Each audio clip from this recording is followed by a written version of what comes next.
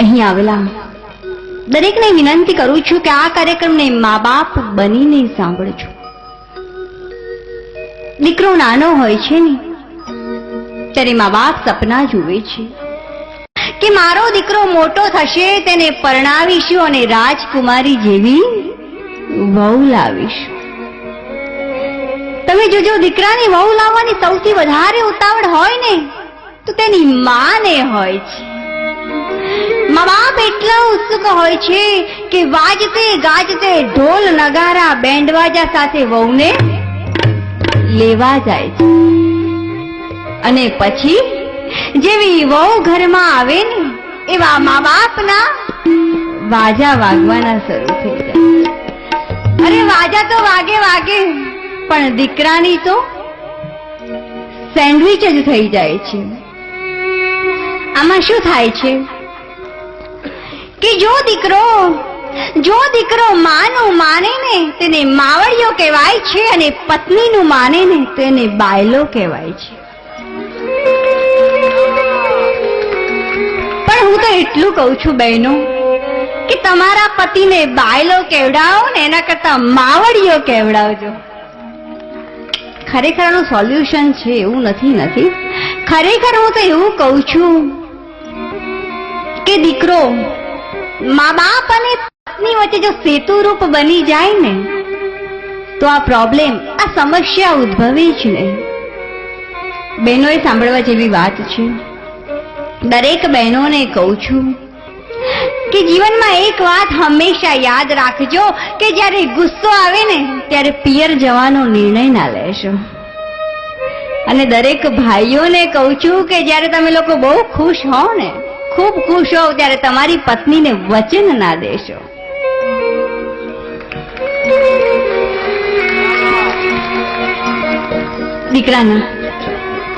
દીકરાના લગ્ન થાય છે, ઘરમાં વહુ આવે છે. થોડાક જ દિવસમાં સાસુ અને વહુના ઝઘડા શરૂ થઈ જાય છે. જેવા ઝઘડા શરૂ થાય છે એવા વહુના મનમાં પ્લાન ઘડાવા લાગે છે કે આ ડોશા ડોશીને ઘરમાંથી કાઢવા કઈ રીતે. એટલે શું કરે છે? સાંભળવા જેવી વાત છે કે જેવો તેનો પતિ ઓફિસથી ઘરે આવે ને એવું મોં ચડાવીને બેસી જાય છે. અને પાછો પેલો જાણે નવી નવી બાયડી ના આવી હોય તેમ જ્યાં સુધી પેલી કઈ બોલે નહીં ને ત્યાં સુધી તેની આગળ પાછળ ગોળ ગોળ ફર્યા કરે. અને પછી શું કહે છે કે કેમ તું કઈ બોલતી નથી? તને મમ્મીએ કઈ કીધું? તને કઈ પપ્પાએ કીધું? તું આ મોઢું ચડાવીને બહુ ફરે ને એ મને ના ગમે. તને મમ્મીએ કઈ કીધું? પપ્પાએ કઈ કીધું? પાલિયા, મમ્મીએ કઈ નથી કીધું ને તારા પપ્પા કોઈ દિવસ બોલ્યા છે ખરા? અને જો મમ્મી કઈ કહેવા જાય ને તો શું કહેશે કે તમે તો મારી બૈરીને સમજી જ નહીં શકો. એક તો બિચારી બધું છોડીને આવી છે, ઘરનું બધું કામકાજ કરે છે, તમારી સાર સંભાળ લાગે છે, પણ અલિયા તને ક્યાં ખબર છે કે તારા ઘરની બહાર ગયા પછી તારા મા બાપની શું દશા કરે છે? પાછી પેલી વહુ શું કહે છે કે તમારા મા બાપ સાથે તો હું જ રહી શકું, જો બીજી કોઈ હોય ને તો ક્યારની જતી રહી હોય. દરેક પુરુષે સાંભળવા જેવી વાત છે કે જે ક્ષણે તમારી પત્ની એવો જવાબ આપે કે તમારા મા બાપ સાથે તો હું જ રહી શકું, બીજી કોઈ હોય તો ક્યારની જતી રહી હોય, તો તમારે કહેવાનું કે કાલે જતી હોય તો આજે જા, આજે જતી હોય તો અત્યારે જા, લે તારા બિસ્તરા પોટલા. હું તો સાસુઓને પણ વિનંતી કરું છું કે જો આ સાસુ અને વહુના ઝઘડા મટી જાય ને તો અહીંયા બેઠેલા બધા જ પુરુષોના આયુષ્ય લગભગ 150 થી 200 વર્ષના થઈ જાય. એટલા બધા ટેન્શનમાં હોય, ચિંતામાં હોય. ઘણા તો એમાં રાત્રે મોડા ઘરે આવે. તમે જોજો, એમ કે ના ભાઈ બહુ કામ છે, કેટલા બધા ટેન્શનમાં હોય છે. એટલે એક નમ્ર વિનંતી છે, મારા બંને વચ્ચે જે મિસઅન્ડરસ્ટેન્ડિંગ થાય છે ને, મહેરબાની કરીને એને દૂર કરો. હવે હું આપની સમક્ષ ઇન્દોરની ઘટના વર્ણવું છું. ધ્યાનથી સાંભળવા જેવી ઘટના છે. હું ઇન્દોર ગઈ હતી. મારી સાથે મારી બહેનપણી હતી. એટલે મારી બહેનપણીએ એવું કીધું કે ચાલો ને, મારા એક સગા અહીંયા રહે છે, આપણે એમને મળી આવીએ. મેં કહ્યું વાંધો નહીં, તમારા સંબંધી રહે છે, ચાલો જઈએ. અમે બંને સંબંધીના ઘરે ગયા. ત્યાં જોયું તો વહુ અને દીકરો સમજાવી રહ્યા હતા. વહુના હાથમાં થાળી હતી અને દીકરો માને જમાડવાનો પ્રયત્ન કરતો હતો. એટલે હું જેમની સાથે ગઈ હતી એવા મારા બહેનપણીએ પૂછ્યું કે ભાઈ, તમારી માને કઈ થયું છે? ત્યારે પેલા દીકરાએ કહ્યું, ખબર નથી, હું તો દુકાને ગયો હતો, પણ મારી પત્નીનો ફોન આવ્યો કે માં સવારથી જમી નથી. મને લાગે છે કે કદાચ અમારાથી જ કોઈ ભૂલ થઈ ગઈ લાગે છે. વહુના હાથમાં થાળી હતી. દીકરો માને જમાડવાનો પ્રયત્ન કરતો હતો. ખરેખર ખૂબ જ અદ્ભુત દ્રશ્ય હતું. વહુના હાથમાં થાળી હોય અને દીકરો માને જમાડે, પણ છતાંય માં આનાકાની કરતી હતી.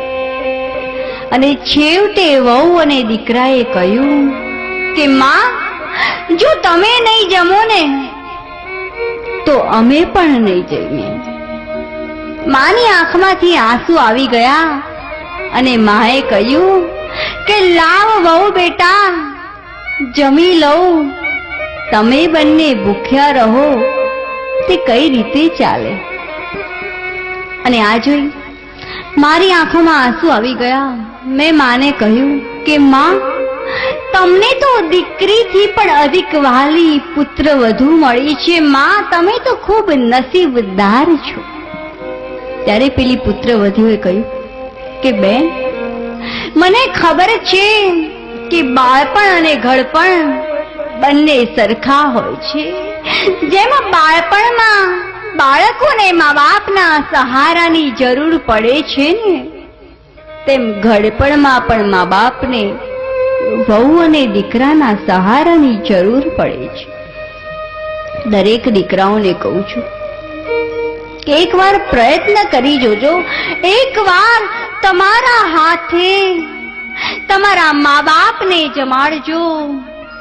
ખૂબ શાંતિ મળશે, સુકૂન મળશે, ખુશી મળશે. તમારા મા બાપ રોટલાના ભૂખ્યા નથી, પણ એ તો પ્રેમના ભૂખ્યા છે. બની શકે ને, બની શકે એટલો વધુમાં વધુ તેમને પ્રેમ આપો. કદાચ આ પ્રેમથી તેમના જીવનની જીવન દોરી લંબાઈ જાય. આજની વહુઓ કાલે સાસુ બનવાની છે. લખી રાખજો આ પંકિતાના શબ્દો કોરા કાગળ ઉપર કે આજની વહુઓ સાસુની સેવા નહીં કરે ને તો તમારી વહુ પણ તમારી સેવા નહીં જ કરે, નહીં જ કરે. બાળ્યા એવા બળશે અને ઠાર્યા એવા ઠરશે. તમે એટલે જ કહું છું કે તમે તમારા સાસુમાં તમારી દીકરીનું દર્શન કરો અને સસરામાં દીકરાનું દર્શન કરો, અને પછી જુઓ તો ખરા કે જીવન જીવવાની મજા કેવી આવે છે. એટલે જ કહું છું કે માએ માપવાનું તત્વ નથી, પણ પામવાનું તત્વ છે. જાણવાનું સર્જન નથી, પણ માને તો માણવાનું સર્જન છે. માણવાનું